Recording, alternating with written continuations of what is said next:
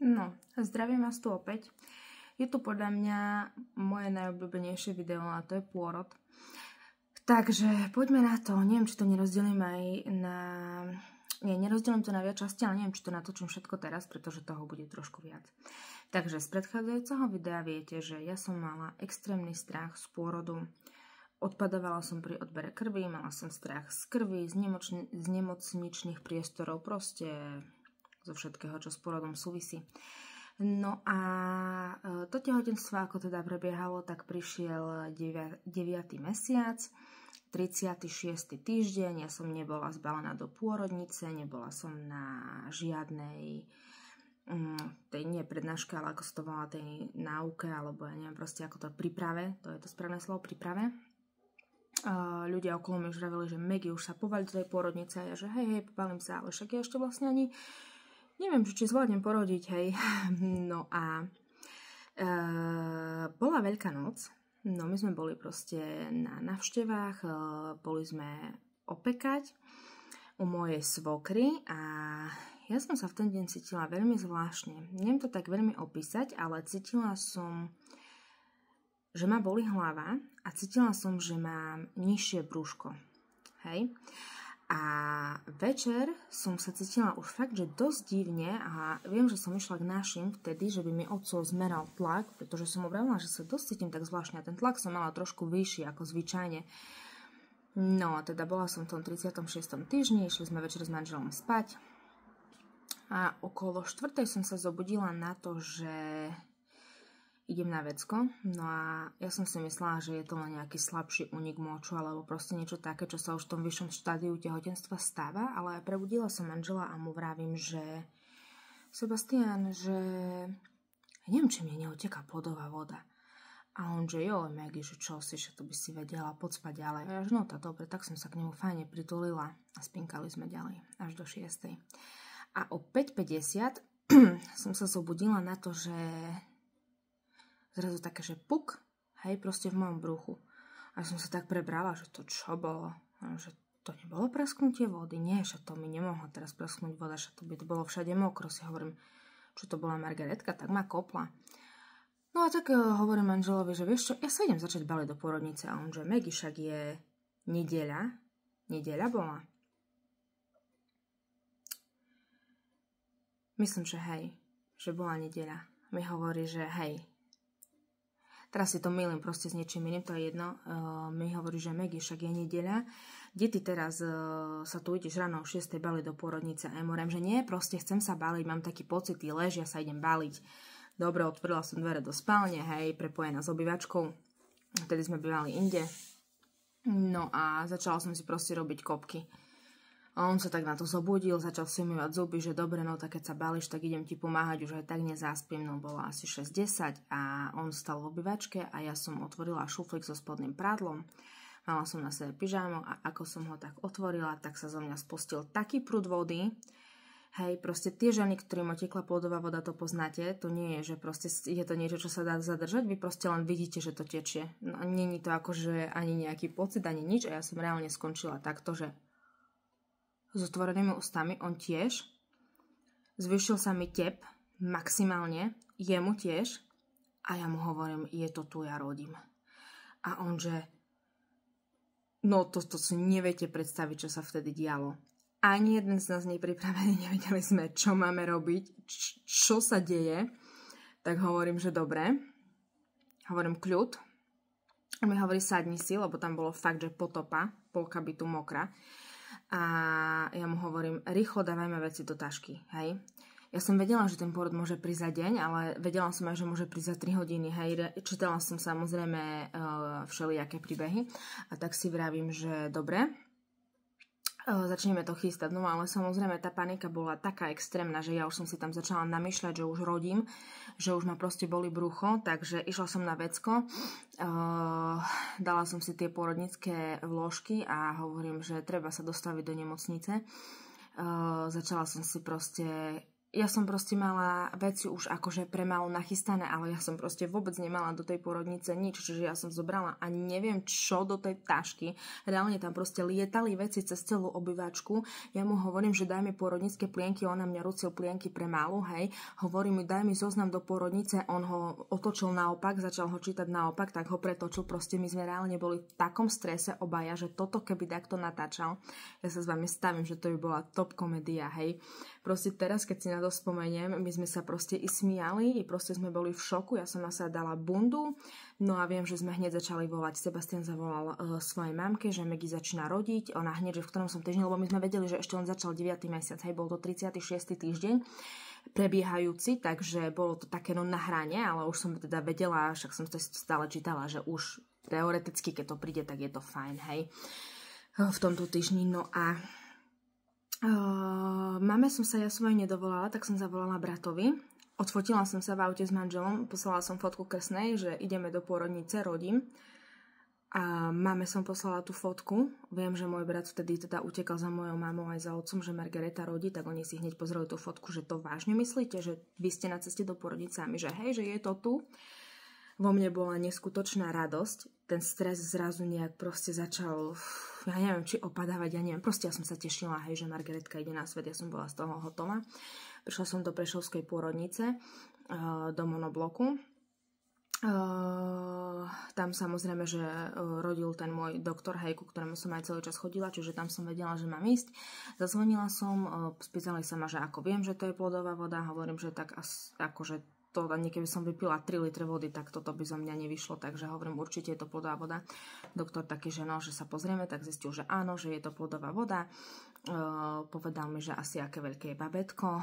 Typovali 2,800 alebo 2,900 a mala myslím 2,500 približne. No a hovorí mi, že dobre, takže budete tu na prijatá, tu si ľahnete a budeme čakať. A že fajn, no tak manžela poslali domov. Ja som tam teda išla na takú izbu, kde som ležala s ďalšími 3 ženami a dávali mi stále tie popruhy na brucho, aj volala som tomu svojmu doktorovi, že teda je to tuná. No a tam to prebiehalo tak dosť zvláštne, veľmi pomaly to išlo. Fakt, že ja som celú nedeľu tam preležala úplne v pohode, nemala som skoro absolútne žiadne bolesti. Hovorila som si, že to akože takto mám ležať ešte týždeň, hej, až proste som z toho bola taká sklamaná, že nerodím, lebo viete, aké to je proste čakať, hej. Čiže ja som bola taká, že neviem, čo mám očakávať a už fakt to bol i stres, i nervy. Prišiel večer, ja som necítila nič a ja im hovorím, že to tu tak teraz koľko budem ležať, týždeň, však už proste nemám tú plodovú vodu. No a viete, ak to proste neviete, hej, že čo. No a okolo 9. 10.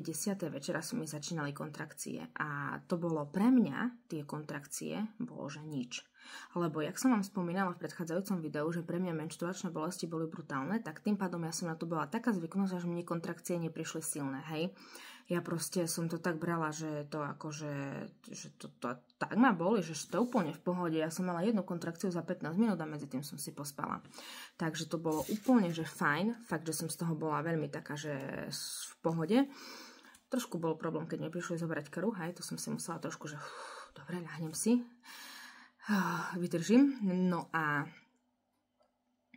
ráno to už začalo naberať trošku grady, ale stále vám hovorím, tie kontrakcie pre mňa boli úplne v pohode. No, horší bol ten strach z pôrodu. Hej, ideme k tomu. Ešte predtým, ako vám poviem, že prišiel doktor na vizitu, vám poviem, že ten posledný mesiac, keď mi tá kamarátka povedala, že ty proste prirodzene neodrodíš, sa vo mne niečo tak zlomilo. Hej, proste veľmi často počúvam hudbu, ale žijem so zavretými očami. A veľmi často sa mi začínali zjavovať také myšlienky, že rodím prirodzene.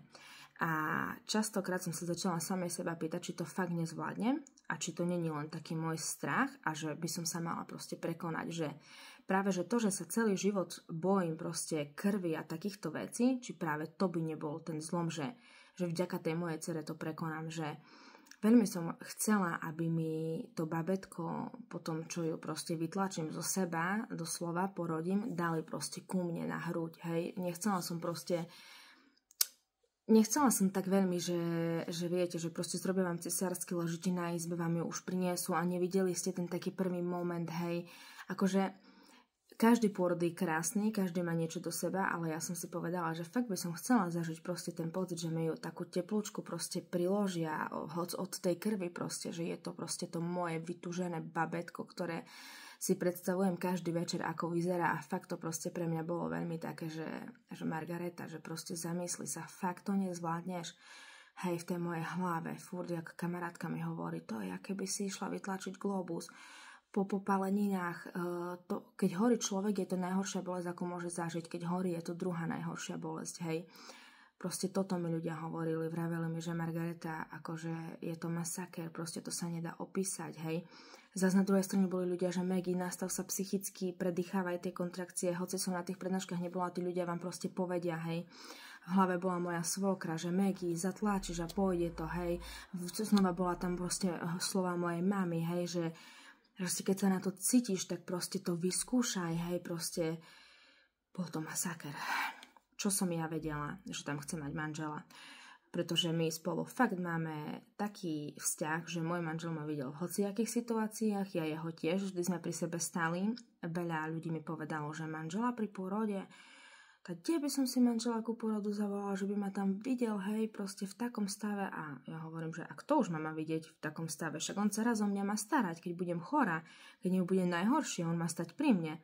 Toto ako ja som absolútne neriešila, že v akom stave ma uvidí. Ja som proste vedela, že ho tam chcem, že on je moja opora, že ja ho tam potrebujem, že ja potrebujem, že ma tam držal za ruku a že by mi povedal, zvládneš to, chyť ma, stlač ma, proste vedela som, že chcem, že by tam bol. No a keď teda prišlo to ráno, prišiel, neviem, či to bol primár, neviem kto, má vyšetriť a mi hovorí, že ste otvorená na 4 cm, čo pre mňa bolo také, že čo? Hovorím, však toto vedľa mňa je otvorená na 4 a plače celú noc, ja som otvorená na 4 a nič, hej. No a on, že teda treba rodiť a ja mu hovorím, že ja chcem akutnú sekciu. To tam bol potom vtip po nemocnici, že Mruzová a Hugecová chce akutnú sekciu. Ja hovorím, že dobre. Chcem akutnú sekciu. Tí čo tam boli, tí, ako sa to volajú, tí proste zdravotníci, čo chodia tam proste z tých škôl, hej, sa proste pozerať, učiť. Normálne od toho primára tak odstúpili, ako keby sa zľakli, že teraz na mňa začne kričať. Ja som sa tiež zľakla, keď som videla ich výrazy, že čo som zo seba proste vypotila doslova, že čo som povedala, že akutnú sekciu. On sa tak zasmiel a mi hovorí, že akutná sekcia je, keď dieťa rodíš a sa mu zamotá pupočníková šnúra okolo krku. Že ty chceš len sekciu, hej? A ja, že hej, chcem sekciu. A on, že prečo? Hovorím, lebo nebudem rodiť. Hovorím, bojím sa, bude ma to bolieť, nezvládnem to. A on tak pozrel na mňa a mi hovorí, dobre, tak sa dohodneme, že ti dáme epidurál, nebudeš cítiť tak bolesť a vyskúšaš to. A keď sa to nepodarí, tak potom. A ja, že dobre. Tak hovorím, fajn, s tým súhlasím. Hneď som volala otcovi, lebo viem, že on proste mi s tým epidurálom niečo hovoril, aj máme, a im hovorím, že epidurál. Hovorím, epidurál, bude ma to boleť. A otco, že nebude, keď si dáš epidurál, nebude ťa to boleť. Hovorí, dobre, zvládneš to. Takže ja taká nastavená v tom, že dobre, nebude to vôbec boleť, idem na to. Takže fakt som sa začala tešiť. Uverila som proste tomu, že to boleť nebude, že to zvládnem. Vedela som, že Margaretka musí prísť na svet ten deň, tak si hovorím, idem na to. Čiže prišli sestričky, hej, pripravili ma. Toto nebudeme proste teraz rozoberať, išiel epidurál, čiže prišli tie, ktoré dávajú epidurál. Tie fotky proste, to sú fakt také momenty, že to pochopia len ženy, to sú proste momenty, ktoré sú asi také, že najkrajšie v živote, hej, proste keď som tam sedela na tom stole v tom oblečení zelenom a pichali mi tú ihlu do chrbta a proste to, jak som sa vtedy cítila, to mne prišlo na odpadnutie, nie z bolesti, ale z toho, že proste mám poruchu, hej, že som precitlivená na ihly a na všetky takéto veci, ale z toho tlaku, viete, že sa mi to tak tlačilo medzi stavce a proste sa mi z toho zatočila hlava, viem, že som tak spadla hlavou na tú doktorku predo mnou. A potom mi hovorí, že čo vám je tak zle? Hovorím, hej, mne je zle z nemocnic, zo všetkých takých vecí. Hovorím, ale ja to proste musím zvládnuť. Oni mi hovoria, že no, že super, že dobre, dáme ešte raz, bošla ešte raz, lebo to sa nemôžete pohnúť, hej. No, vpichla mi to, no a tak mi doniesli fidloptu. Rozmýšľam, že jak to bolo, povedali mi, že môžem zavolať manžela. Toto bola moja najväčšia radosť, proste som ho hneď volala, že poď. On, že dobre, že idem, stal na chodbe a vtedy som ja už ležala na tej neviem, jak sa to volá, či sa to volá koza, proste na tom lahátku. On prišiel a ja mu hovorím, že čau, proste ja som sa tak potešila, ja keď som ho zbadala, proste to bol pre mňa jak aniel strážny doslova, hej, keď som ho zbadala, to sa proste nedá opísať, ja som ho chytila za tú ruku. Ja mu hovorím, že Bože, si tu, ja neverím proste, že ja už ťa nepustím a že už to ide, že už ju uvidím a proste to bola neskutočná radosť. No a tak mi hovorí doktor, že choďte na feedloptu, že by sa vám proste ten pôrod rozbehol. Hej? No tak som začala skakať na feedlopte, fakt, že všetci boli veľmi zlatí v tej prešovskej pôrodnici, nemôžem povedať jediné krivé slovo, fakt. No a ako som skakala na tej lopte, tak potom mi povedali, že si teda môžem ísť skúsiť opäť ľahnúť, sádnuť, kľaknúť, proste nastaviť sa nejak tak, že by som proste porodila. Začala som tlačiť, začali tie bolesti, tie, ktoré proste teraz momentálne neviem ani opísať, lebo oni vám tá epidurálka vám vyprcha, hej, a proste počas tej kontrakcie vám ju nemôžu nejakým spôsobom dopichnúť, lebo vy musíte tlačiť na tú kontrakciu, hej, tak mi to tam vysvetľovali. No, čo sa týka tých bolestí počas pôrodu, tak to si myslím, že sa nedá opísať k ničomu. Ženy vedia, že čo to je za bolesť. Mala som pocit, že vytlačam zo seba fakt, že nejaký globus. Bolelo to tak, že neviem, som tam i kričala od bolesti, i proste ma oni dávali do nejakej polohy, ja som im vrala, že ja v tej polohe nebudem, oni mi povedali, že v tej polohe musím byť, že sa mi tak skôr otvorí tá panva, ja som povedala, že mňa to tak bolí, že keď v tej polohe budem, že tam odpadnem od bolesti, viem, že 1 sekundu som pozerala, z jakého okna mi skočiť, ale ja som akože veriaca, verím v Boha a fakt proste som sa veľakrát tak pozrela hore a som si povedala, že Pane Bože, prosím, daj, nech to zvládnem, pomôž mi.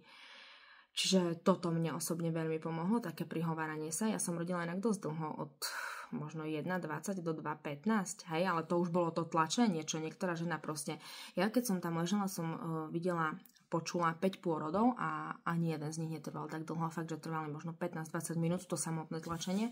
Moje trvalo extrémne dlho. Vnímala som okolo seba 2 pôrodné asistentky a doktora. Manžela skoro vôbec som potom nevnímala, hej, on mi akože nemal veľmi čo povedať tým, že sme neboli na príprave, len ma tam proste držal za ruku.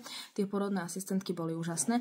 Im som to aj povedala, že sú proste, neviem, že čo sú to za ľudia, či sú to anieli, ale oni mi fakt proste tak pomohli, tak ma namotivovali, tak mi všetko vysvetľovali, že ja som povedala, že toto povolanie by malo byť ohodnotené fakt, že neskutočne, lebo proste oni fakt vykonávajú takú prácu, tých porodné asistentky a tí pôrodníci, že dovidopo. Ja by som nie, že to nejde o to, že čo vidíte, ale o tú psychiku, hej, proste, že vy reálne, oni tam proste kontrolujú to bábätko, ja si pamätám, že boli sekundy, kedy dali proste Margaretkin puls, hej, že by proste počuli, či bije srdiečko, tá žena vám tam doslova, že kričí od bolesti, vy neviete, jak to dopadne a musí to byť masaker, stres, hej, proste to není, že si ja prátam v sklade, hej, proste dekorácie, že mi spadne guľa a sa rozbije.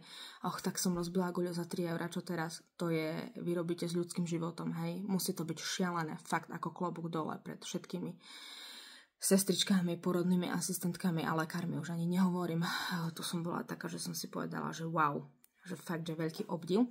No ale dobre. Ideme ďalej k tomu pôrodu, takže ležala som tam, tlačila som. Viem, že jeden čas doktor zobral tie nožnice, čo som taká pozerala, že čo to beriete do ruky, to čo idete robiť, hovorím nie. Oni len, že kľud, nepozerajte tam, hej, proste. Aj viem, že to bolo to nastrhnutie, zase potom otázky, že a prečo ťa nastrhli, a toto hovorím, ja neviem, ja nie som doktor. Hovorím, mne to je jedno, proste keď to zrobil, asi to tak malo byť, proste trošku treba dôverovať tým lekárom, hej, presne preto to som nechcela ísť inak na tie kurzy a proste prípravy, lebo veľakrát proste tam hovoria, že s týmto nesúhlaste, toto nerobte, toto nie, a ja som tak zvyknutá, že keď idem k tomu lekárovi, tak sa mu snažím dôverovať a ja som fakt povedala tomu doktorovi, čo ma rodil, že ja vám proste verím, zrobte to tak, že by to bolo pre mňa také, že to zvládnem a že by sa mi proste narodilo zdravé babätko, hovorím, nič nechcem, je fakt akože je to vaša robota, vy ste tu lekár, hovorím, zrobte čo treba a zrobil to proste úžasne, pretože potom to babetko vyšlo, viem, že povedali, že už vidia hlavičku, hej, začali tam niečo robiť s takou ružovou vodou, ja neviem čo, a vraveli mi, že tlačte, no a ja som proste zatlačila a zrazu proste on ju držal na tých rukách a to si proste neviete predstaviť, čo to pre mňa bolo, keď som ju videla, mala, neviem, 49 cm, myslím, 2,5 kg, okamžite mi ju priložili a to, čo som vtedy zažila, ja som povedala manželovi, že ten moment už nikdy v živote nič proste neprekoná, nič. Proste už viem, že som vo svojom živote dosiahla proste vrchol šťastia a radosti, že už proste nič dokonalejšie nezažijem, proste ja to viem, pretože toto bolo pre mňa neskutočné, fakt, že neskutočné. Ja keď som ju proste držala, neviem, proste nechcem už o tom ani ďalej hovoriť a proste myslím si, že každá žena, čo to zažila, vie, o čom hovorím, čo je tehotná a to pozerá, tak to pochopí, keď to zažije. Potom ju samozrejme, že zobrali, hej, proste pomerali, vyšetrili, robili jej ten test, povedali mi, že je všetko v poriadku, že tým, že sa narodila v 36. týždni, bude na deň presunutá do inkubátora na zahriatie, ale že proste keď to dobre dopadne všetko, takže ma pustia čoskoro domov, hej. No, doktor ma potom zašil, to som necítila vôbec, dal mi ten, ako sa to volá, neviem, proste tú látku na umrtvenie, neviem, či mezokain, nechcem proste povedať nejaký blúd, ale proste niečo také. Čiže umrtvil mi to všetko, proste pozašíval ma, nič som necítila, asistentky sa so mnou rozprávali, bolo to proste veľmi pekné. Najkrajší zážitok môjho života, aj keď najbolestivejší, ale aj najkrajší, takže keby som išla znova rodiť, asi by som sa znova tak bála, pretože tá bolesť nie je sranda, ale je to, tá bolesť proste vy, keď vidíte to babetko, to proste zmizne tak, že tak a nič. Vy si proste neriešite proste nič, lebo máte to babetko, hej. Čiže je to tak krásne a tak proste je to šialené, keď je dačo najkrajšie a najbolestivejšie zároveň, čo ste zažili, hej. Je to proste taká zmes emócií, že ja som osobne potom nespala asi 3 dní, viem, že som mala v sebe aj proste napichaných kopu veci, hej, látok a neviem, čo všetko tam dávajú proste, keď žena rodí, aby to išlo tak, ako má, ale viem, že proste ja som sa fakt, že dlho s tým proste vysporiadovala a tým, že tam bol ten môj manžel, tak to bolo o to krajšie, že sme to zažili spolu, hej, že proste nikdy by som mu to nevedela takto opísať, nikdy. Fakt som proste bola šťastná, že to zažil so mnou, pretože pôrod je niečo podľa mňa, čo sa nedá predstaviť a opísať, hej, proste to, keď to človek nezažije, keď tam nie je, tak to sa proste nedá. Mne to vysvetľovalo kopec kamarátok, že uvidíš, čo to je, ale proste to sa fakt proste nedá. Veľmi som bola zvedavá na ten moment, čo mi opisovali kamarátky, že v jeden čas mi ako keby vypne mozog a nebudem vnímať a potom sa zrazu preberiem, že je to dieťa hore, no ako na svete hore, že ja teda budem už hore, hej, že taká, že som tu, že okolo seba zbadám zrazu kopec ľudí. Ja som fakt, že na toto sa tešila a fakt to tak bolo. Hej, ja si pamätám gynekologa, čo ma rodil a 2 pôrodné asistentky a môjho manžela a keď som otvorila oči, tam bolo asi 8 ľudí. Hej, že ja som taká bola, že to, čo sa tu deje, to, čo sa tu stalo, hej. Takže bolo to fakt, že prekrásne. Fakt asi tak by som to zhrnula. Hej. Potom som si tam ešte trošku poležala, no a potom ma odviezli na izbu. No, ja som bola na izbe sama, chcela som byť veľmi sama, pretože som vedela, že aj chcem mať pri sebe Margaretku, aj že to budem asi trošku ťažšie zvládať to zotavovanie, hej. Taká som proste bola, že chcem byť sama.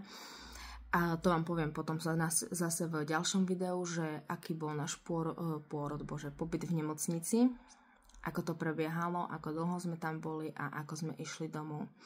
Takže to bude asi tiež také moje obľúbené video, pretože tá pôrodnica fakt vo mne zanechala niečo také, že neviem, proste niečo mi tak proste sa vo mne prebudilo, niečo, čo proste dovtedy som v sebe asi nemala, neviem, myslím si, že každej matke sa to asi stane, že keď porodí to prvé babetko, niečo sa proste v jej živote tak extrémne zmení, ale ja som tam mala fakt, že veľmi dobrý pocit tej pôrodnici. Veľmi taký dobrý prístup tam bol, taký proste, všetko tam bolo také pekné.